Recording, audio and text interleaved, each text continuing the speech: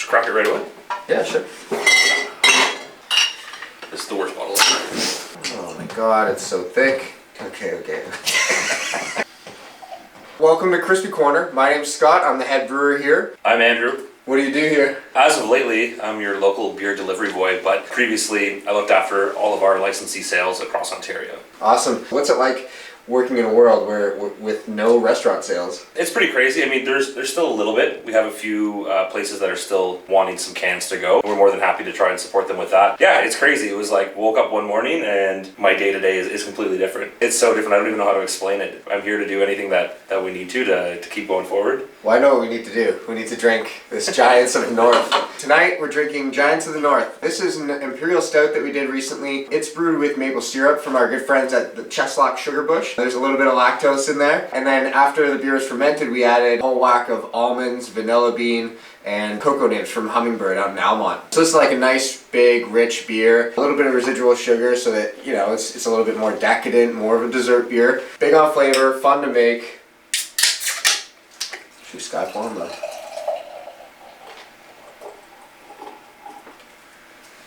It's nice and dark, thick, viscous. This is a style of stout that goes by many names. I think pastry stout is one of them. Liquor stout, we call it in-house. And also Florida stout maybe, or Tampa stout, thanks to people like Jay Wakefield making very, very thick, full-bodied stouts with a ton of adjuncts in them. So what is it about these beers that you like? I think it's just like flavor overload. Yeah. I like the big, bold flavors, similar to like IPAs. Yeah, they're nice and strong for sure. Maybe for sharing, maybe not. Cool, so this one smells great.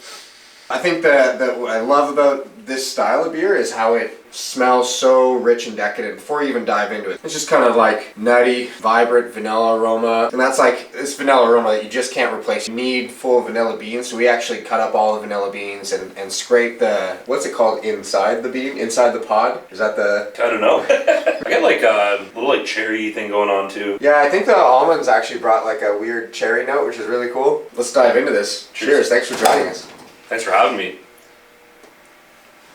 This time with this beer, we went for all barn owl malt. I find anytime we use their barley and wheat, it's just very like full and rich in flavor. It really lends itself nicely to this sort of style. Then we bittered it with Quebec grown nugget hops, just super lightly. We don't really want this style to be too bitter. We're not really looking to balance that big, sweet, rich profile. We kind of want it to portray like a big, smooth, rich, creamy body. Keeping the bitterness low, we've been finding helps out a lot. This is the second time that we've used Hummingbird chocolate. Yeah, we've been using Hummingbird cocoa nibs in each batch. They let us know what they have that they think will work, and it's been working out great so far. So we've just been changing it up in every sort of big Imperial Stout batch that we've done. Maple syrup, where did that come from? Shane, who works in our tap room, actually, his family runs a sugar bush out in Baltimore. He showed up one day with like a big old drum, a big barrel of maple syrup. We poured in about half a drum. I think it's about 100 liters. We still have some. Yeah, the drum was 200 liters, so we still have it. It's in the fridge. When you're making a beer like this,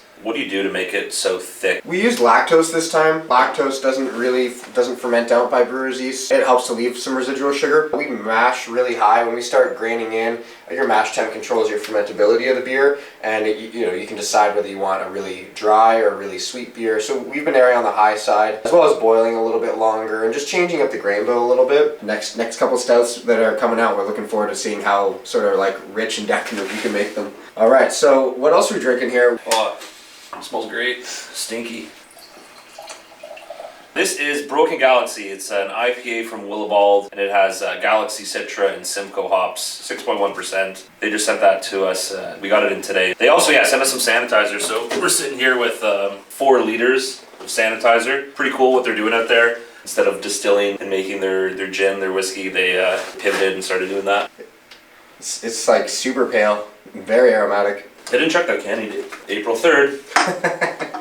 As someone who cooks and experiments with food a lot at home, what are some of the best dishes that you've cooked up during quarantine? Oh man, gotta think on that one. You know what, we've kind of like took a step back and just started to like make like classic dishes, comfort food. So I think everybody has had this before. Their parents or their grandparents have made it. Tuna casserole with egg noodles, tuna, some like frozen vegetables. We've done a little bit of that. My dad would always crush up like Ruffles. Potato chips? Yeah, crush up potato chips on it. Yeah, I could never get into it. Maybe with like a glass of milk. Other than that, yeah, like just a couple quiches, you know, some breakfasts ready to go. Everyone here at Dominion City knows your background, but why don't you let the fans know out there what you were doing before you joined our team? I was managing contact centers. I worked for a company that would manage a bunch of work for a bunch of other companies. I had turned 30 years old and I was like, you know, I don't see this as something that I want to do for the rest of my life. At the end of the day, it wasn't like what I wanted to do forever, and I quit that job and I thought I'd have a whole summer off. I came in and I talked with Scott and I talked with Josh and I talked with Cal and I said, hey, if you guys are hiring, you know, in the tap room, I'd be more than happy to help out. Yeah, I spent like 2 months working both jobs, and it was like August and I was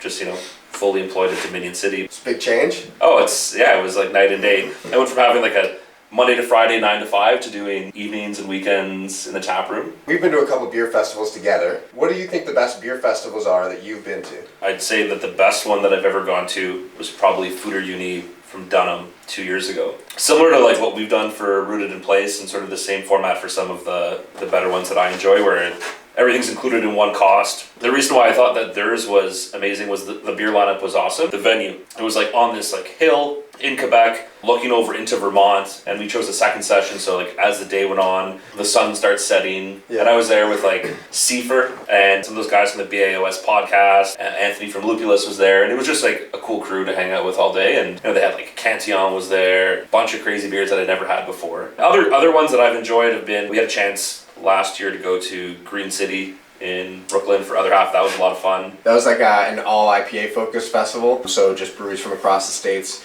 shipping their like best IPAs. A segue. All right, so you seem to have become the unofficial figurehead of Crispy Corner. So what's it like? How do you find your newfound stardom? I like to go like my own pictures on Instagram. You know what though? I wasn't supposed to even be in the Crispy Corner. It was supposed to be you, but you were too busy one day. I thought you did a great job. You guys look good. Yeah, it's pretty funny. Like I often get from people like, I know you. It's just a little weird sometimes, but yeah, it's pretty cool. Do you get recognized at the grocery store? No, my neighbor recognized me. She's like, we had like wrote both of our neighbors a note and gave them our phone numbers if they needed anything over the next little while. And I got a note back from one next door, and she was like, oh my God, I really love that Instagram ad of Andrew. I've only been recognized a couple times, but it's always kind of funny. I think one time it's from Maxine saying, oh hey, haven't I seen you on riding a horse recently? And it's from that photo shoot where we were riding Shane's horse. Oh, that was a great photo shoot. As probably the biggest sports fan here, what sports are you missing the most? Right now, NHL playoffs would be starting. Kind of a bit of a void right there. Moving into April, first round of the Stanley Cup playoffs. You've got like 3 to 4 hockey games on every single night. You're staying up, you're hanging out with your friends, you're drinking a lot of beer. Definitely something that I miss. You're a big St. Louis Blues fan. What do you think their chances of winning the Cup were this year? If the season ends today, we are still the defending champions, so they can't take that away from us. Yeah, I think the chances are pretty good. They were like one of the top seeds in the Western Conference, and you know, anything can happen in the playoffs, but you know, I thought they had a good team. We had WrestleMania on the weekend. I don't know if anyone watched that, but WrestleMania? Yeah, it happened this weekend. Really? Yeah. Was it just like no fans though? Yeah, pretty much. Imagine being a performing artist and there's no one there to cheer you on. Kind of like this room that we're in. Yeah. We need a studio audience to laugh. Yeah, we don't have a studio audience. Jokes. What sort of gems do you have in your cellar? And is it really a cellar?